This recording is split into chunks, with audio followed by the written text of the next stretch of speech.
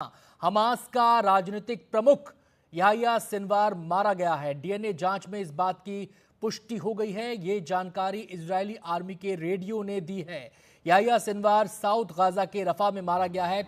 IDF के हमले में मारे जाने की इसकी पुष्टि हुई है। 3 लड़ाके मारे गए थे इस हमले में और उनमें एक जो सिनवार है वो भी शामिल था। बाकायदा इसकी डीएनए जांच हुई और उसके बाद इस बात की पुष्टि हुई। आर्मी के रेडियो ने ये जानकारी दी है। जो हमला किया गया गाजा के रफा में किया गया। हम सीधे रुख करेंगे, उमा शंकर हमारे साथ जुड़ गए हैं और जानकारी देने के लिए। उमा, पहले हानिए फिर दाइफ ऑफ सिनवार, एक तरीके से टॉप लीडरशिप पूरी तरह खत्म हमास की।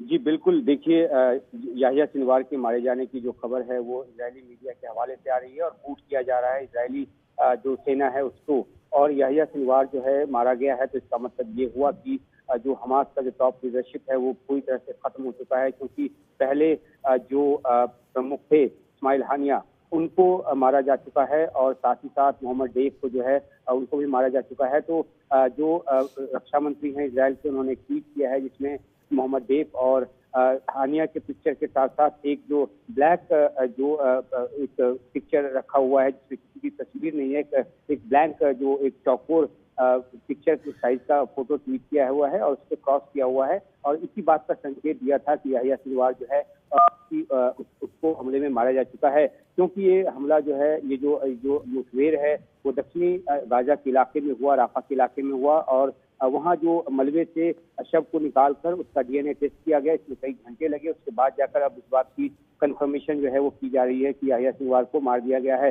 इजराइल ने अपनी तरफ से पहले ही साफ कर दिया कि जो भी उसके लिए खतरा है और जो भी उसके लिए आगे खतरा बनेगा उस तमाम लीडरशिप को, हमास के उस तमाम लीडरशिप को वो खत्म करेगा और इसी तरीके से वो अपना ऑपरेशन जो है आगे बढ़ाता रहा है। याह्या सिनवार को गाजा में मारा गया क्योंकि याह्या सिनवार जो है वो गाजा में ही रह रहा था, वहीं से अलग अलग ठिकानों से ऑपरेशन को अंजाम दे रहा था।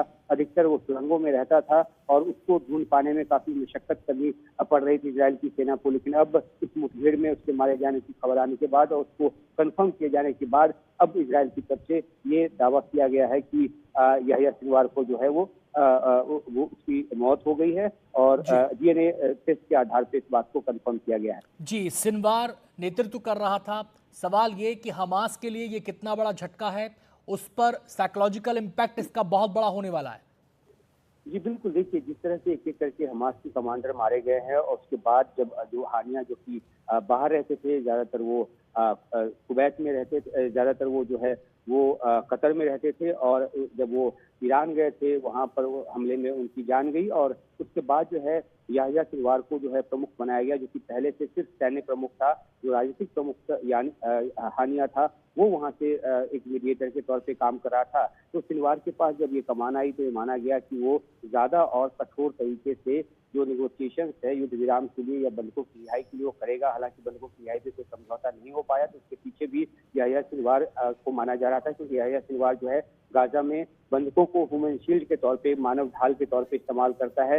ये दावा भी इजराइल की तरफ से किया गया और इसलिए वो बंधकों को छोड़ने को तैयार नहीं है, क्योंकि उससे उसकी अपनी जान को खतरा लगता है।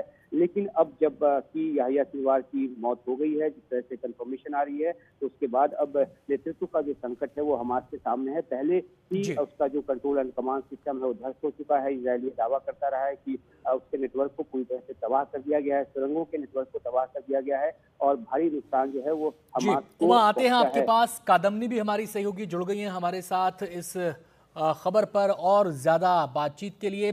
कादम्नी, सिनवार के मारे जाने से हमास की स्थिति कितनी कमजोर होती है और जो बंधकों को छुड़ाने का जो एक मिशन है उसके लिहाज से इसको देखा जाए तो इसके क्या मायने हैं? देखिए, इसके कई मायने हैं आनंद, क्योंकि अभी जब अचानक से याह्या सिनवार मारा गया है और डीएनए इसको कंफर्म कर रहा है, तो सबसे पहले तो इसमें लीडरशिप एक क्राइसिस जो है, क्योंकि ये सिनवार जो था वो अकेला ऐसा शख्स था, ऐसा लीडर था हमास का, जो कि वहां ग्राउंड पर गाजा में था। अब तक उसके बारे में बहुत एक शैडोई फिगर तरह की खबर आ रही थी कि वो सुरंगों के नीचे रहता है, उसको इतने महीनों से किसी ने देखा नहीं है। फिर बीच में ये खबर आई कि उसने जो नेगोशिएटर्स हैं कतर के, उनको ये खबर भिजवाई है कि मुझे सुरक्षा की गारंटी दी जाए। और निगोशिएटर्स ने ये कहा, उसे ये बताया कि मुद्दा उसकी सुरक्षा का नहीं बल्कि बंधकों की सुरक्षा का है। जैसे हमारे सहयोगी अभी बता रहे थे कि उसके बारे में ये भी खबर चली कि कम से कम 20 वो बंधकों को, इजरायली बंधकों को आसपास रखता है और ये वजह है कि उसको मारना बहुत ज्यादा कठिन है। लेकिन आपको याद होगा कि इजराइल ने साफ तौर पर इस शख्स को डेड मैन वॉकिंग कर दिया था, यानी कि जिंदा मुर्दा, इसे किसी न किसी तरह इसको निशाना बनाना है। तो इजराइल के लिए एक बहुत बड़ा ये निशाना है, बहुत बड़ी ये उपलब्धि है। लेकिन बंधकों के छुड़ाने पर इसका क्या असर होगा, ये बहुत बड़ा सवाल है। क्योंकि एक पहले जो मारा गया था उसके बारे में कहा गया था कि निगोशिएट वही कर रहे हैं, तो अब बंधकों के बारे में निगोशिएट कौन करेगा? तो अब सबसे बड़ा सवाल ये है कि बंधकों जी, को लेकर निगोशिएशन के टेबल पर बैठेगा कौन?